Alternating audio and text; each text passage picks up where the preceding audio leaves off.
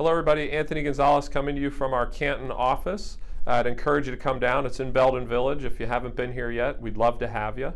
But for this week's weekly rundown, I'm going to talk about three things: financial services hearing, science, space, and tech, and then a big vote that we had just yesterday on the Mueller report.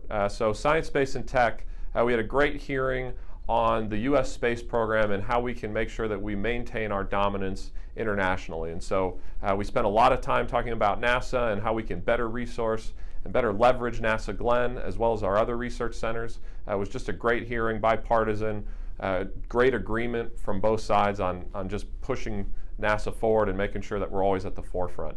On the financial services side, we had a great hearing on anti-money laundering. And when you think about anti-money laundering, the way to think about this is to tie it directly to the opioid crisis.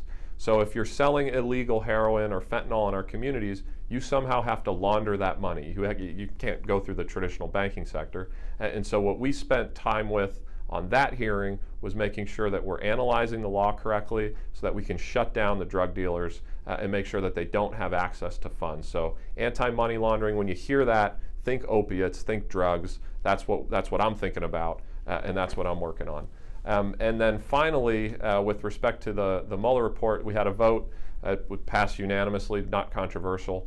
Obviously, Robert Mueller has been investigating for over a year now, and all we did was vote to make that report public to the extent that it can be within the confines of the law. Obviously, there's a lot in there, and so you want to make sure you're not putting third parties at risk or disclosing secrets that, law enforcement secrets that are proprietary.